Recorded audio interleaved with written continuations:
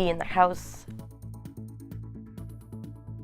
House, hidden cameras in the kitchen. I think we need to change the conversation in our province about massive layoffs in the public sector. No union job cuts for now, but Bennett stopped short of promising there wouldn't be any coming. Tragic loss. Calvert loses a well-known and well-respected fisherman.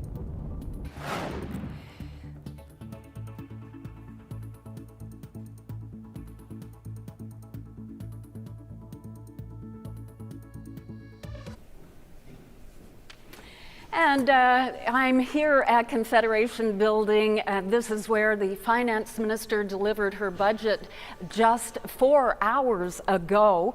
Last year, at this time, the Liberals implemented so many tax cuts, or increases rather, it was hard to keep up with them all, but there's none of that this year. In fact, there is a small decrease in that detested gas tax. Let's have an overview look now.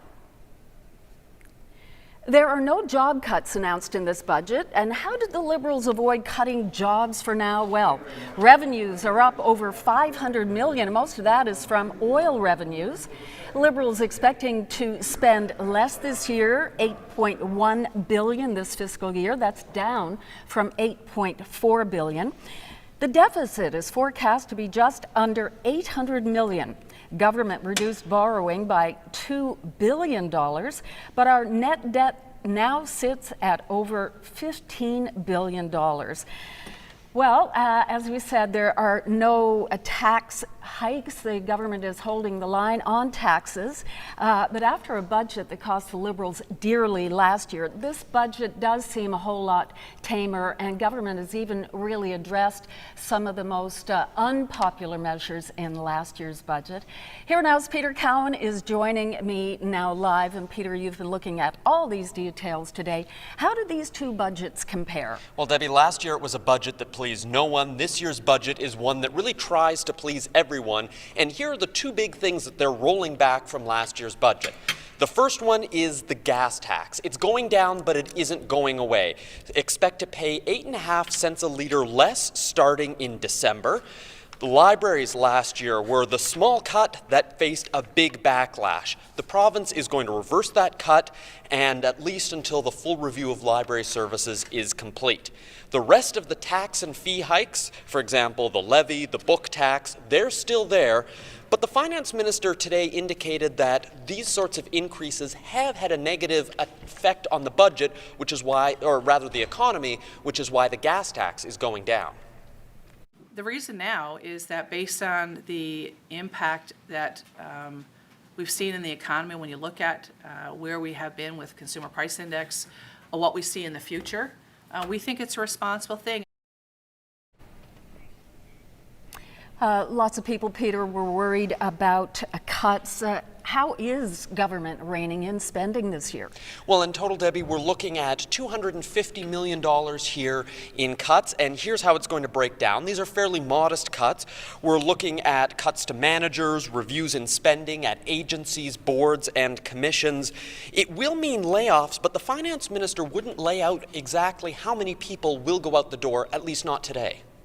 I think we need to change the conversation in our province about massive layoffs in the public sector. That is not what our government is about. What our government is about is methodically and responsibly doing the work to ensure that how we deliver services is done in a way that's efficient. Now, what about the civil service wages? Well, non-unionized workers are going to face a wage freeze, and they're in the middle of negotiations with unionized workers. And right now, there is no money in this budget for anything like any sort of wage increases. I have met with union leadership and very frankly, and I think honestly, said to them that we want to have a responsible conversation about the costs of salaries and benefits to the provincial government. Now, with the budget out, the next big hurdle for this government, Debbie, is going to be figuring out how to get through these negotiations without a strike or a lockout and having to legislate people back to work. Yeah, absolutely. We're going to hear from the unions just a little bit later. Thanks very much, Peter, for this. We're going to turn our attention now to the opposition parties. And first, PC leader Paul Davis, who says after today's budget, public servants are wondering, are they going to have a job after 6 months from now? Ago, they told public servants that their jobs were in jeopardy and that they were going to make job cuts. Here we are a year later, and there's still that uncertainty still exists. So what's happened in the last year? Well, public servants don't go to restaurants like they used to do. They don't buy new clothes and shop like they used to. They're not going to buy that new car or repair their house or do modifications or renovations. All that impacts the economy. You have 40,000 public servants who are still asking, what's in my future as a public servant? Where's my job going to be in the future? They don't trust the government. They don't know what's in their future, and they still don't. Meanwhile, the NDP leader Earl McCurdy says the Liberals have a vision for the province. Quote, they have no idea what the future should look like. Have a listen. Budget should first and foremost be about saying what hope is there for the people of the province? What circumstances are they in? How can we make their lives reasonable for them? What steps can we take? And I don't see that focus. I think the focus is more on administrative and bureaucratic things. So they talk about zero-based budgeting as though it's some kind of achievement. All it is a tool in managing finances, and I don't see the kind of vision for what kind of province we want going forward. And well, one of the surprises in this budget is Newfoundland and Labrador is back in the oil game. It may have saved the government as well from making some of those layoffs. Terry Roberts joining us now, and Terry, you've been looking at this angle of the budget. Well, I guess that was the pleasant surprise of the day, Debbie. You remember last year when Cathy Bennett brought down her first budget, she predicted at the time that there would be about $500 million in oil revenue for the last fiscal year. Well, she was way off the mark on that. The actual number was $962 million. So how did that happen? Well, the price for a barrel of oil went up, and also production went up by millions of barrels. And those royalties are expected to remain consistent for the upcoming fiscal year. And you can't help but imagine, what would today be like if the oil turnaround didn't happen? It was vital. In the absence of that unexpected oil boost, we certainly would be talking about major layoffs in order to meet the goals, if that indeed was the intention for the government. What we're seeing is that the province is skating pretty close to the edge of the ice. This would have pushed us over. This would have made for dramatic changes that the only way to cut costs is employees, and that we would have been pushed to that point. So oil saved us again. Oil saved us in this case.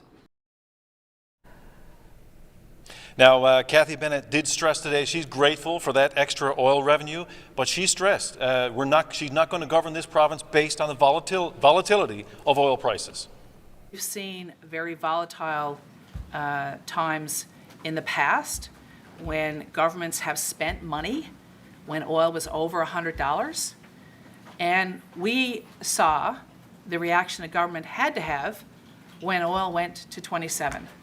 And I think it just articulates that we must, as a province, and we as a government, continue to look at ways of delivering our services in an efficient way within what we can afford, and get to the point where we can use revenues that are unexpected and unpredictable to place to pay off debt.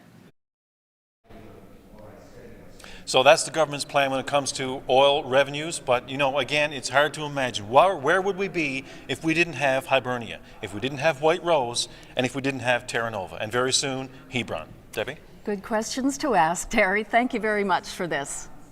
We're going to have a lot more budget coverage from right here at Confederation Building, including an interview with Finance Minister Cathy Bennett. That is ahead just a bit, but right now we're going to throw things back to Carolyn in the studio. Thanks so much, Debbie. Well, as we heard earlier, this budget did not include any cuts to the civil service. Government is in the middle of contract negotiations with the province's largest unions. Now, their leaders say they're relieved not to see massive layoffs, but there is still a lot of uncertainty about what's to come. Many are going to breathe a sigh of relief. There was no direct layoffs announced. But again, when you read between the lines there's still some areas like they refer to as ABCs or agency boards and commissions are expected to come up with $41.9 million of savings in this fiscal year. We don't believe that can be done probably without impacting on some people. Again, in some of the regional health authorities, we have questions around or talk about things not even in the budget but pre-budget in the way forward document about shared services. Again, can have an impact. So while there's no layoffs announced in here, we still have questions about in 3 months or 6 months' time, could that happen? They can rest easy, I guess, in that nothing was said today. Now something might happen tomorrow. And in our business, and I guess with the fiscal challenges the province is facing, I won't rest easy for a long time. But I'm hoping that we will be engaged in those discussions if any changes come forward. Well, the group that represents private sector employers says taxpayers have carried the burden of government overspending. Now it's the union's turn. Richard Alexander of the Employers Council says union leaders can do their part at the bargaining table. It's clear that the taxpayers of this province have basically bailed this provincial government out from bankruptcy. It is that significant. So it's nice to see the government is trying to recognize that, give a little bit back in a gas tax. That's positive. But we still have a massive spending problem in this province. We still have some heavy lifting to do. And everybody in this province has borne the burden of trying to resolve this fiscal situation. Everybody, that is, except for public sector unions. And this year it has to be about them coming up with concessions in this round of negotiations. Absolutely. Well, Memorial University's budget is being reduced overall by $3 million to $315 million. The government actually took away more than that, but it gave it back money in order to keep tuition freeze in place for students from this province. Minister Jerry Byrne says MUN should be able to find the savings. These are operational reductions that we believe the university can indeed absorb through efficiencies while still maintaining excellent programming, great outcomes for our students, great outcomes for our economy, and still maintain a tuition freeze. And while many departments are under pressure to reduce expenses, Justice is actually investing. Minister Andrew Parsons announced that 3 new Crown attorneys are being hired to help with caseloads. And there's also an investment going into the justice system in Happy Valley Goose Bay. 3 sheriffs and 1 court manager for Happy Valley Goose Bay. There's been some pressure there when it comes to sheriff's officers. Again, practice in the past has been that RCMP would travel to a lot of the circuits. That practice is no longer there, so we need to have extra sheriffs to cover off these. Well, we'll have more budget coverage coming up, but to other news now. There's confirmation from the Prime Minister's office tonight that Judy Foote is taking a leave of absence from Cabinet. Foote is the MP for Bonavista Burin Trinity, and as Minister of Public Services and Procurement, she's this province's representative in the federal cabinet. Justice Justin Trudeau says in a statement that she will be off the job until further notice for personal and family reasons. Well, last night we were warned, and tonight it's a reality. The cost of fuel in this province has jumped significantly. Here's what you're paying at the pumps. 7 cents more a litre to gas up your vehicle. Service stations on the Avalon Peninsula, where prices are the cheapest, can charge as much as $1.38 for self-serve gas. The increase is cushioned by today's budget that will see the provincial taxes on gas drop by 8.5 cents a litre in June. Well, the Southern Shore community of Calvert is mourning the loss of one of its well-loved residents. The 59-year-old fisherman died yesterday. Here Now's Mark Quinn reports. This is where the tragedy happened. Lawrence Sullivan, who most knew as Laurie, was working here alone on his boat, and somehow he ended up here in this water. Sullivan was a crab fisherman and owned a number of fishing vessels. He was here on this boat yesterday, alone here on this deck. It was icy at the time. Like other fishermen here in Calvert, he was getting ready to go crab fishing. No one saw or heard what happened, but police say some nearby fishermen found Sullivan in the water and pulled him out. He was taken to hospital in St. John's, where he died. Such a shock to everybody, and it has made his passing has made such an impact on everybody, right? Everybody. Sullivan is remembered by many as the owner of the Sea Gypsy, a fishing boat that sank in 2009, taking the lives of 2 men who were aboard it. It was a heavy blow for Sullivan. We're friends with all the families. Now, residents of Calvert, especially those on the north side of the harbour where he lived, are mourning another loss. Laurie was a big part of this community. He was a very community-minded man, a very big family man, and he was a jack of all trades. Whenever you needed something done, no matter what it was, he was able to do it, you know. And it's going to be a profound loss to this community. And it's actually hard to believe this community without Laurie Sullivan. People in this community say it's still unclear how Sullivan died. Police say there was no foul play, but an autopsy is being done to try to determine the exact cause of this tragic death. Mark Quinn, CBC News, Calvert.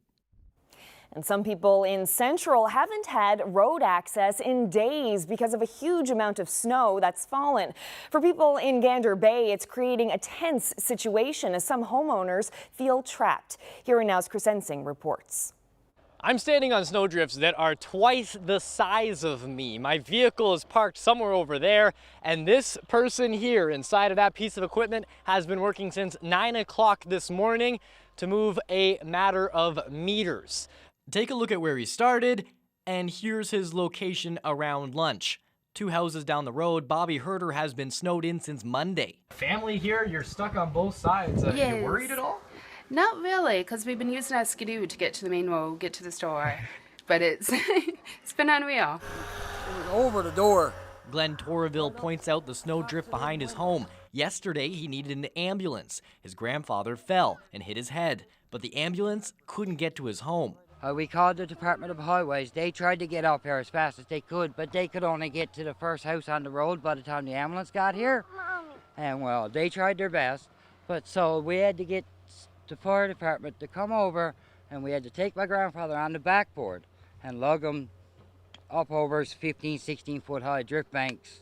Imagine holding on to your grandfather, slipping and sliding, carrying him over drifts like this. He's home now, and incredibly, no complaints from the family about snow clearing. How do you think the province is doing in cleaning this up and putting it down? They're doing their best. Yeah. With what we got in a matter of 6 days. Like, just take a, what's that, Ninja Warrior? Is that what that's called? That's what this feels like today. I don't even know how.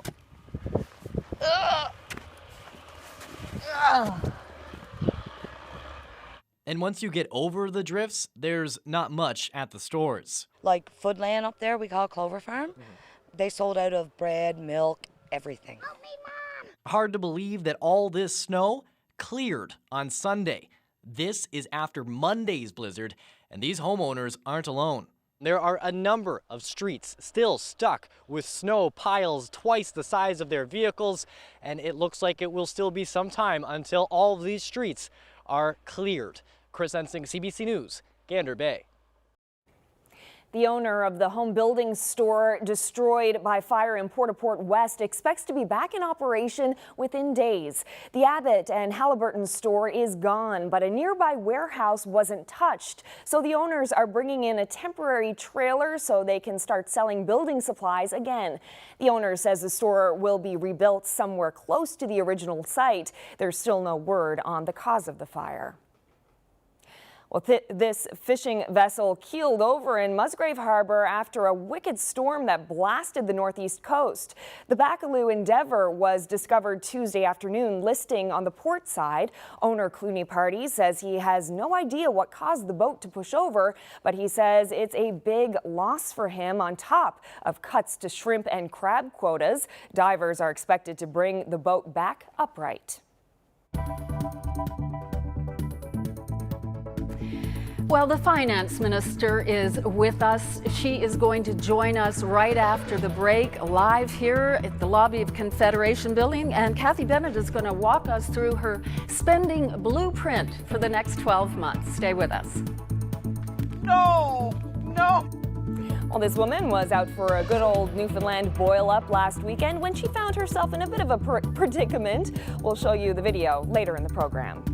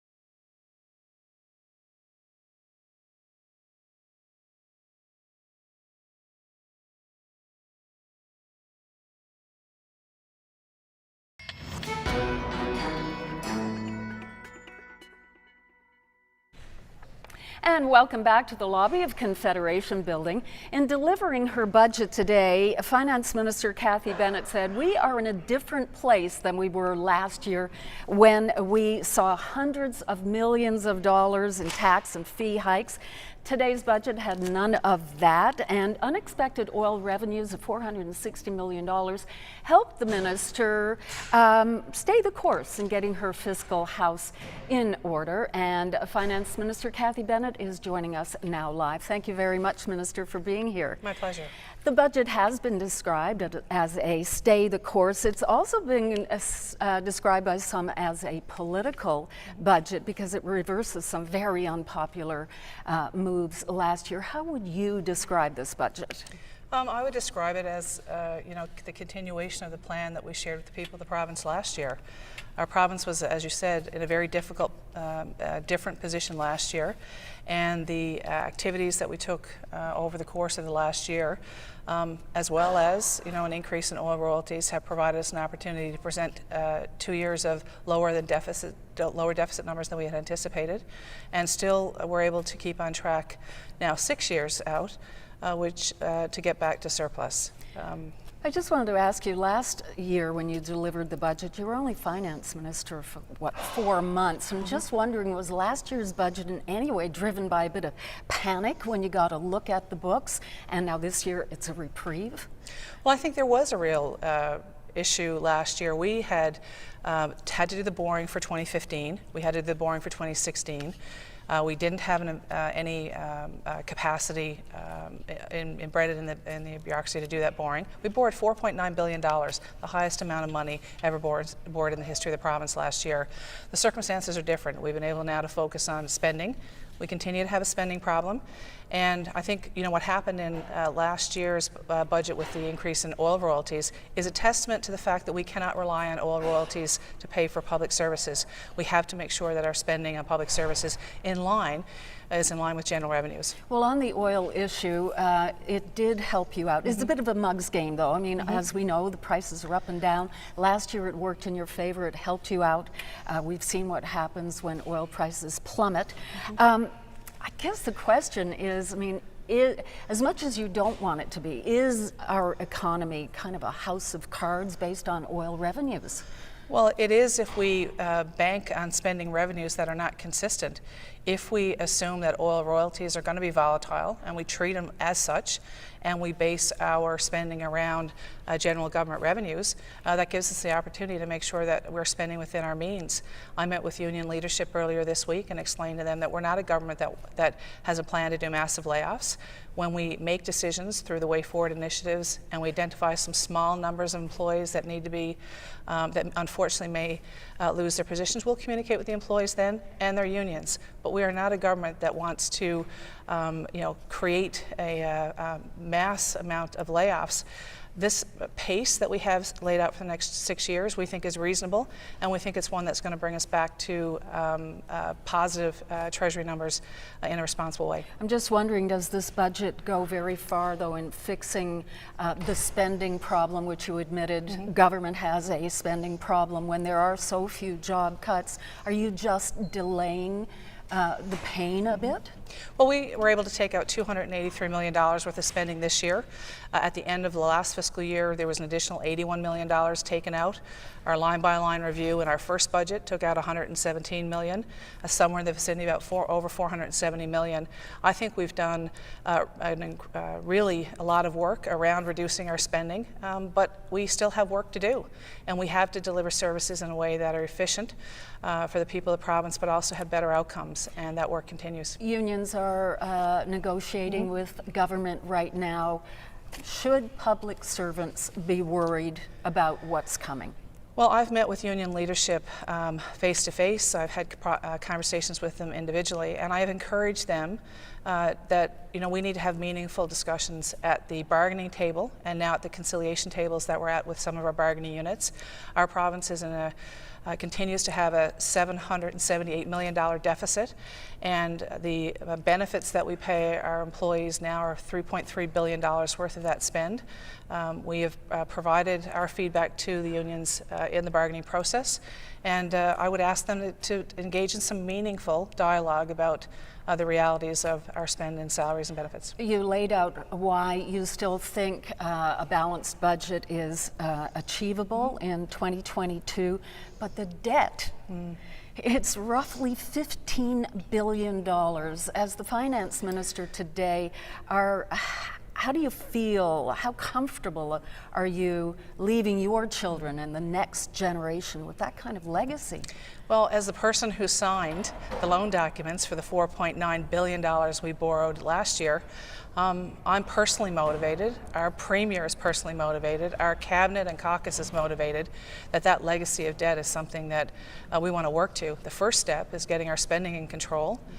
We want to lower the cost of our borrowing and then look to opportunities in the future to use maybe that volatile oil royalty as an option to pay down some of our debt. We can't use that to fund services in the public sector, particularly because it's so volatile. Cathy Bennett, we're going to leave it there. Thank you very much for joining us. Thank you.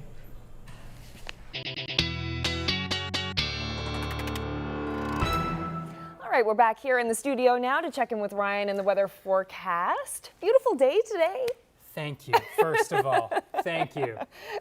Monday morning, I went down hard with the flu, and poor old Carolyn Stokes thrown headfirst into a blizzard coverage, literally. You did a fantastic job. Thank you. Thanks. You're welcome. And it is nice to be back, and it's nice to be bringing some better, more seasonal weather for the folks. Have a look at some of the highs today, Carolyn. Oh, right. Before we get to that, it was a great day for checking out some icebergs. This one, taken by our very own Mark Quinn. He was heading down the southern shore, and he spotted this beauty of a berg just off Fairyland. My goodness, that's a big one. That is a big berg, and again, very close to the coast there as well. So an early start to the season, and of course, the pack ice has been flowing in here, and obviously lots of icebergs as well. DFO, in fact, tweeted out a snapshot of basically the iceberg count just off the coast of Newfoundland right now, and it is chocked full, no surprise. And if you want to take a look at the NASA MODIS satellite shot from today, the shot from space, the first time we've been able to see it since the onshore northerly flow for the last few days. You can see where the pack ice is all down that north coast. I've just posted it to my Facebook page, facebook.com/Ryan.Snoddon. You can check it out there. There are, again, the highs today. 6 in the interior parts of the island. We did get to 7 in Corner Brook, 2 on the plus side, Churchill Falls towards Labrador City. Spring is going to push back, and it's going to push back hard as we move over the next couple of days. Rainfall warnings are in effect from Grossmore and Corner Brook down to Port aux Basques, 20 to as much as 40 millimeters there. Rainfall warnings for the south coast all the way across to the Burin. Special weather statements everywhere west of the Avalon. And basically here, the big risk is the localized flooding. With all this snow down, temperatures on the rise, plus the rain, we are going to run the risk of some localized flooding over the next couple of days as all of that snow starts to melt. Wind warnings are in effect for the west coast, where we're looking at exposed areas gusting to 120 through the day on Friday. Bond Bay, Norris Point, those areas that are really prone to those easterly winds funneling through the long-range mountains. Wreck House could approach 140 on Friday, likely even 100 overnight tonight. Snowfall warnings are in effect for Labrador City, Churchill Falls, and Churchill Valley. And as we take a look at that map over the next 24 to 48 hours, these are totals for Friday and into Saturday. You can see where we're looking at that bullseye will be the southwest coast, 40 to as much as 70 millimeters of rain, and amounts will drop off towards the southeast coast and up the west coast towards the northern peninsula. I think the straits here could be in that 20 to 30 millimeter range as well. And again, it's going to be snow for western Labrador, some mixing as you work your way towards the south and east, generally 5 to 10 and 5 to 10. A little mixed bag for you folks in Happy Valley Goose Bay. Area of high pressure that's been dominating today, and then our next system, well, here it is. It's just rolling out of the Great Lakes. Some warmer air with this, of course, which is going to be welcome news for many, but again, will lead to some issues with that melting. And where is all of that snow going to go? Again, it's not going to be able to get away very quickly, and that is going to be the issue with that localized flooding risk. Now, as we move into Friday morning, there's the snow arriving for Labrador City. By early tomorrow morning, we're talking about the possibility of some flurries mixing with some ice pellets for Corner Brook. Better chance down towards the Port of Basque region, even more so than what this forecast model is showing. Clear start, St. John's, Gander, Grand Falls, Windsor Central, though a cool start. And as we roll throughout the day tomorrow, again, note the bit of ice pellet freezing rain action around the noon hour in Central. Then it's over to some periods of rain into the afternoon. It's a wet and windy day for the West Coast, that mixing up into Happy Valley, Goose Bay into the later parts of tomorrow. And it's all snow from Labrador City up towards the North Coast. Note the Avalon tomorrow will be dry. We're looking at mainly cloudy skies. Temperatures 1 to 2 degrees on the plus side. Winds becoming a little stronger into the afternoon from the southeast. 5 and 6 degrees on the plus side for the West Coast, and that warmer air will continue to charge in as we roll into Friday night and Saturday, which is looking like the wet day here in the east. We'll have a full breakdown on your weekend forecast coming up in just a few minutes.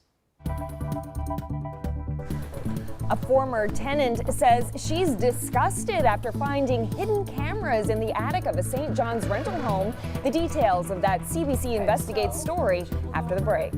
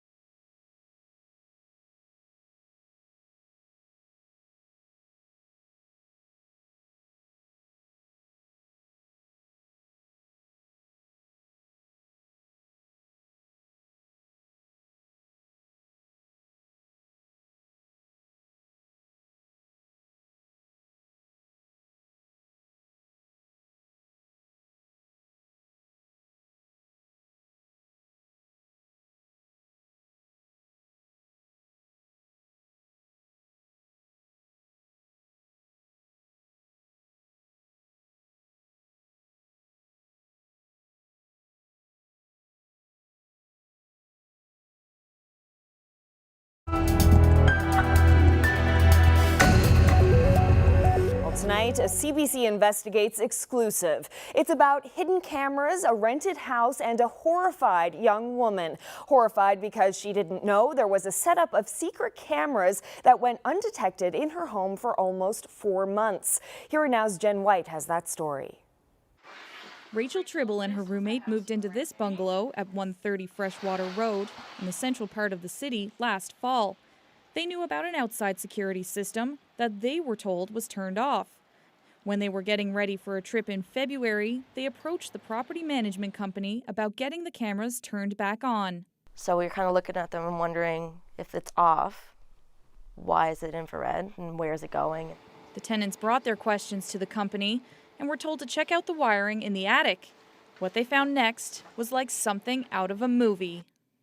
A layer, basically, like 2 big screens. There was another camera upstairs in the attic. Everything was wired everywhere. And there was also an Ethernet cable, so the internet cable looked like it was hooked up and we could see ourselves walking around in our house. Cameras in the living room, kitchen, and bedrooms, attached to video and audio cables. They looked like motion detectors. They had a black dot on them instead of having like a little blue flashing light. Other than that, you would have never guessed. What was your gut reaction at that point? It's like I wanted to throw up. Absolutely. It was awful. I didn't want to be in the house anymore. Tribble immediately started packing her bags and called police. They were a little like spooked by how big the setup was, because even when you tell people that there are cameras in my house, they don't expect to go up into your attic and find like an entire system. The Royal Newfoundland Constabulary seized equipment from the home, but won't talk about the active investigation. Kevin Vokey owns the property. In an emailed statement, he says the security system was never deactivated. He wrote, "As long as the house was vacant, it was running, and I advised it should be deactivated if they had concerns of privacy." Vokey says the system was installed in 2011 for security reasons, not long after he bought the place and after being robbed 3 times. Vokey says there were indoor cameras in any room that could be breached from ground level. He says he never streamed video from the home, and the only ones who had access to it were whoever was in the house. The local rental company, Metro Property Management, sent emailed statements from owner Peter Curran. He wrote that this is a closed-circuit system and that the homeowner is adamant that there is no external access outside of the home. The company says it was advised that the audio and video in the house was in no way being stored. It also states the presence of internal cameras was in no way intentionally misrepresented or omitted. But Tribble says the experience has left her stressed. I feel like I'm always looking around now, like I take into consideration of like who's watching and what's happening around me more, especially when I'm thinking about staying in another place. Even like hotels or anything like that, it really freaks me out. Rachel Tribble and her roommate moved out soon after they discovered the cameras. They went to a tenancy board hearing today to try to recoup their rent. Jen White, CBC News, St. John's. Marble Mountain is in the middle of a mess. The people in charge of the government-owned ski resort announced the hill was closing down for the season. Then the province made a couple of bizarre moves that led to firings, resignations, and unplanned spending of thousands of taxpayer dollars. Here Now's Colleen Connors explains. It's another beautiful day in Steady Brook with ideal skiing and snowboarding conditions. No wind and lots of sunshine. But of course, Marble Mountain is very quiet here today. It's a different crowd at Marble Mountain today. There's crews preparing for this massive snowmobile race that's happening this weekend. But at the same time, staff is also prepping the hill to reopen. They're going to reopen for 2 days over the Easter break. At first, the board of directors said there was only enough money allocated by government to stay open until April 2nd. I'm an avid skier. I grew up on Marble. Don't you think on a day like today that I would like to be out skiing on Marble? But you know, I and the board made a prudent financial decision. The tourism minister backed the move as the right thing to do. But within days, Chris Mitchellmore fired the board and reopened the hill.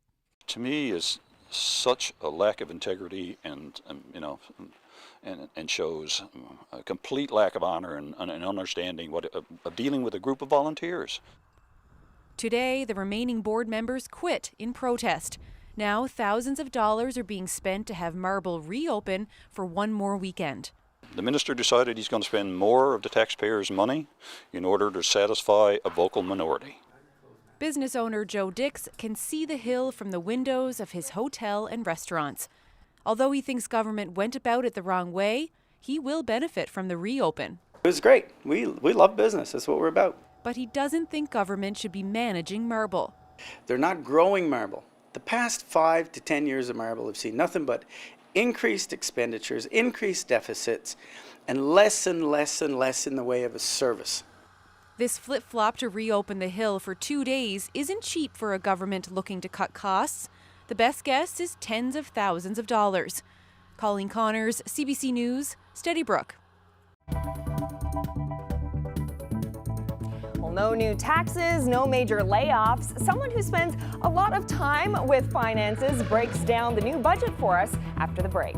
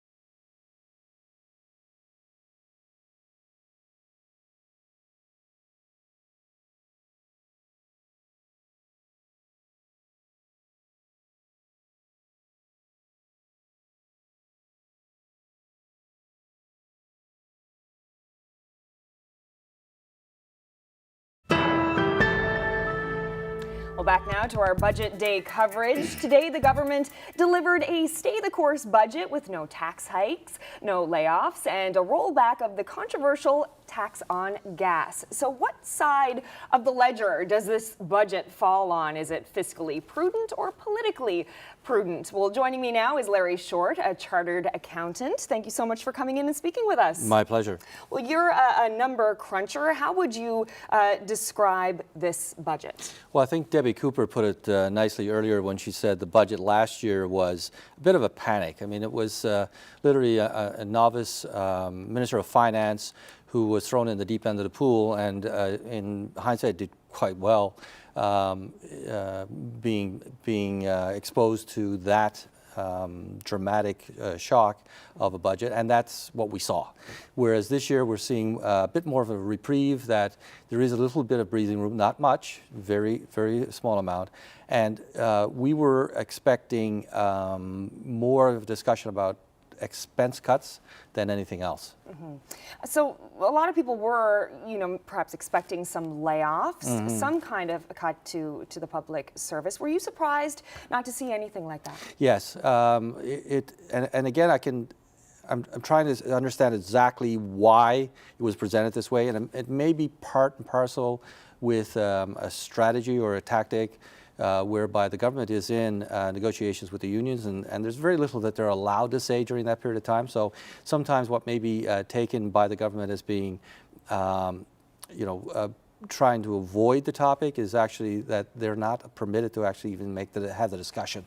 So we're seeing a bit of that. So it's going to be interesting to see next year's budget in particular, to see that once they're through the negotiations, what is the plan?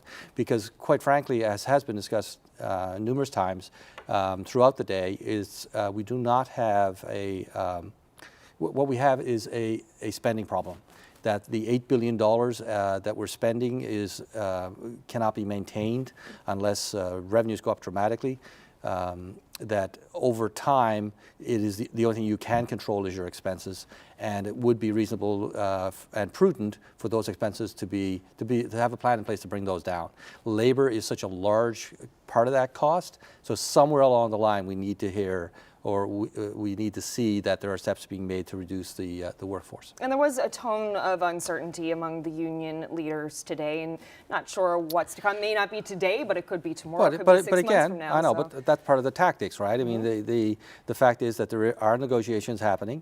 Both sides don't know exactly where it's going to go, so uncertainty is not unusual during this particular period of time.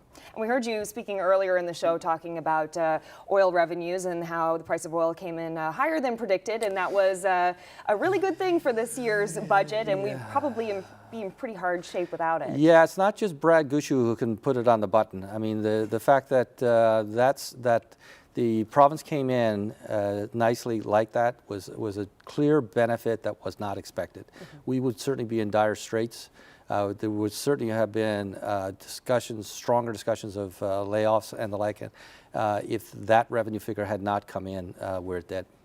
Now, something interesting in this budget, there's no slush fund included this year. Last year we saw a $125 million cushion, I guess, in case the price of oil dropped. But this year, that cushion is non-existent. Yeah, How much of a problem it's is called that? a contingency fund. Yeah.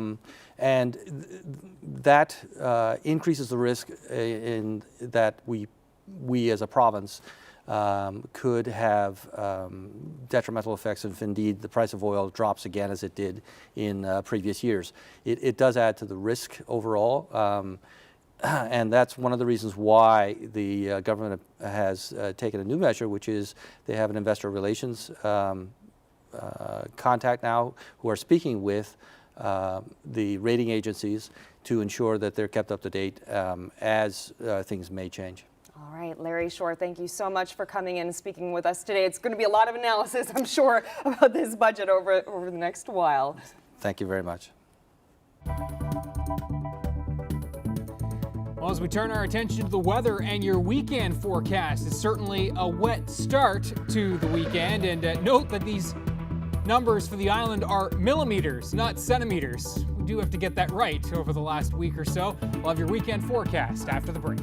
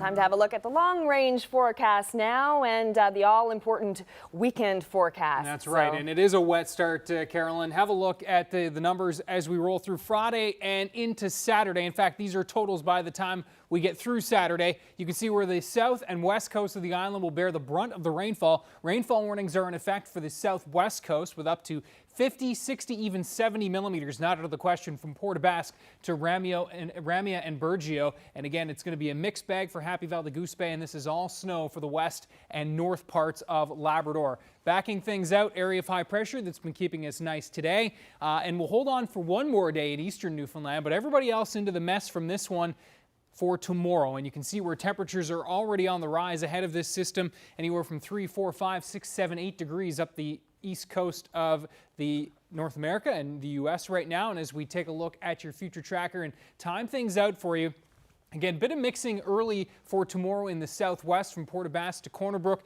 but it's quickly changing over to rain through the morning hours. Bit of icing possible for tomorrow around lunchtime for Central. Note the mainly cloudy skies in the east, especially into the afternoon. I think we'll see a little more sun than not to start the day, and there's that snow building into Labrador as we work throughout the day tomorrow. Temperatures, though, anywhere as warm as 2, even 3 degrees for Happy Valley Goose Bay.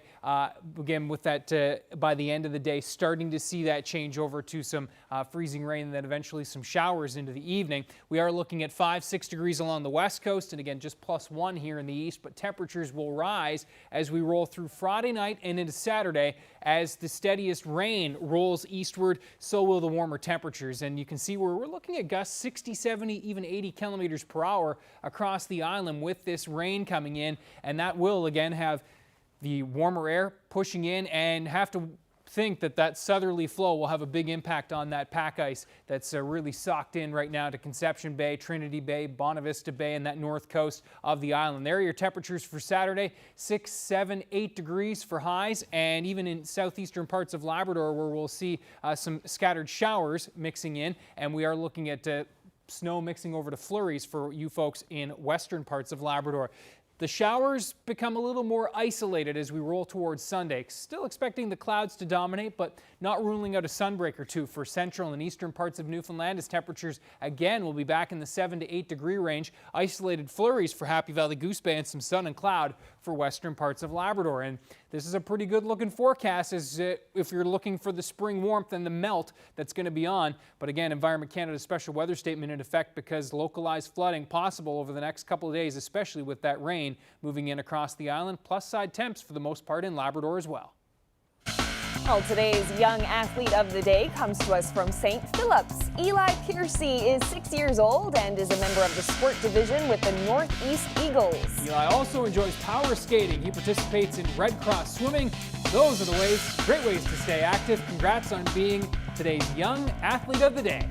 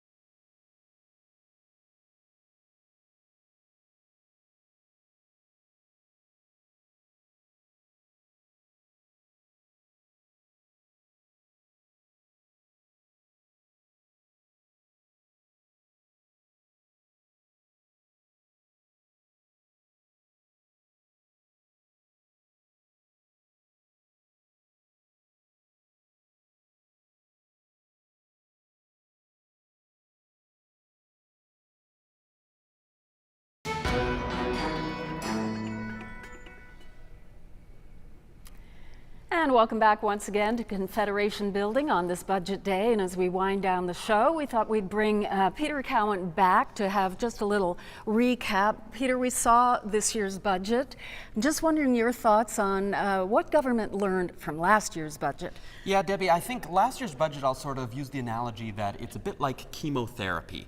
It's really tough, nobody wants to go through it, and the problem last time is they hadn't convinced the public that they have cancer and that this is really necessary. So I think this time around they've realized, A, they need to give a few carrots in there, things like cutting the gas tax, some sort of hope of some sort of optimism, but they also realized that they need to do a better job of convincing the public. Okay, they didn't do a great job by all accounts last year of convincing the public that all these tax hikes and fees and everything were needed.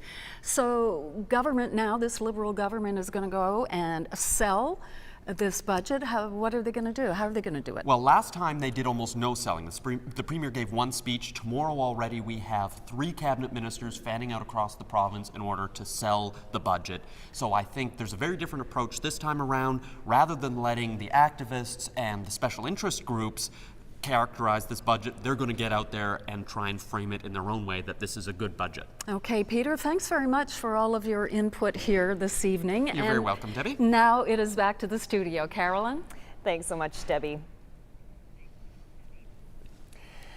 Well, that wraps up this budget day. Bit of a busy one. It was a bit of a busy day for sure. Lots more to talk about in the days to come. Yeah, definitely. And again, if you want to take a look at that pack ice picture from NASA today, I've posted it at my Facebook page. It's worth a look for sure. Great. Thanks so much for joining us tonight. Have a great evening. Good night, everyone.